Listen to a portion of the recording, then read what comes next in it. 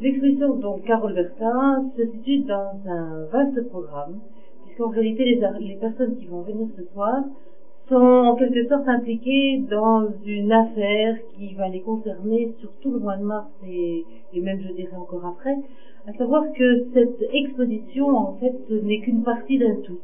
Ce tout s'appelant, en fait, un programme de création libre, qui permet autour d'expositions, mais aussi d'ateliers, aussi autour de manifestations comprenant l'artiste lui-même, tout un cheminement artistique qui se projette en réalité sur des personnes qui ont envie de s'impliquer en quelque sorte dans une création personnelle.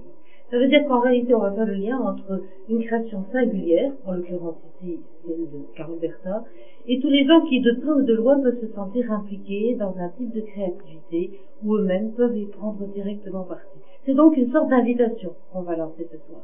Raison pour laquelle nous avons quelques œuvres de Carole Bertin, et puis il se passera encore bien d'autres choses autour de ce musée, bien évidemment, autour d'autres artistes qui vont venir. Ce sera un peu la surprise qu'on va dévoiler ce soir. Carole Bertin, c'est donc une artiste qui vit dans le Var, qui a un cheminement assez personnel, bien évidemment. En gros, elle va utiliser des tissus, des matières textiles, des vêtements de sa propre famille, mais aussi de gens qui vont lui en donner. Et à partir de là, eh bien, elle va donner vie à des créations libres, en l'occurrence chrétiennes. Et il est intéressant non seulement de voir l'œuvre dans son entier, mais aussi de voir toutes sortes de détails, car les parties de ces tissus, y compris des fermetures éclairs, des boutons, des empiècements particuliers, vont devenir des Vous pouvez nous présenter ce que vous avez derrière, justement, dans lequel on peut sans doute voir les détails dont vous parlez. Vous avez ces détails, mais on peut les voir sur toutes sortes d'œuvres. Ici, ce sera simplement une poche qui va devenir en fait une partie d'un sac, d'un ancien sac à main. Ce sont que des tranches de vie, en quelque sorte, qui vont devenir des personnages, des animaux, des sujets d'évasion, des sujets de pensée. C'est un peu ici des créations mentales, en quelque sorte, mais à partir de sujets de vie. C'est ça qui va devenir véritablement intéressant. Et comment les autres intervenants vont rentrer dans ces créations? Alors, pour cela, je crois que je dois surtout faire appel à une personne qui a conçu en grande partie ce programme de création libre.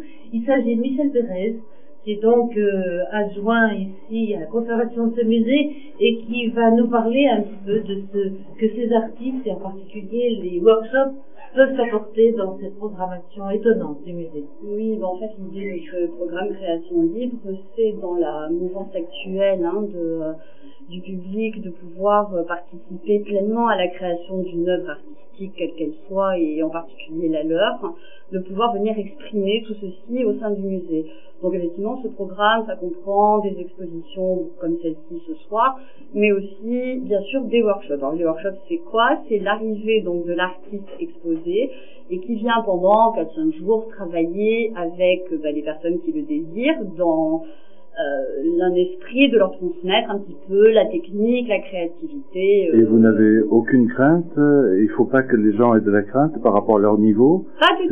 Pas du tout, justement. C'était la bonne question. Voilà, l'art naïf, l'art brut, l'art singulier, ce sont non pas des styles, on est bien d'accord, mais des manières d'être à l'art, et justement, c'est cette capacité de tout un chacun à se réapproprier le geste artistique, et justement de ne pas, comme les artistes qu'on expose, être dans les limites de la culture conventionnelle, admise. Vous êtes sûr d'avoir des volontaires? Vous le savez déjà?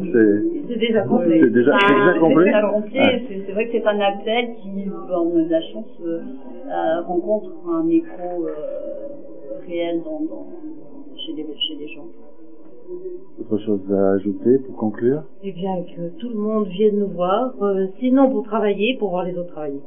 Merci beaucoup.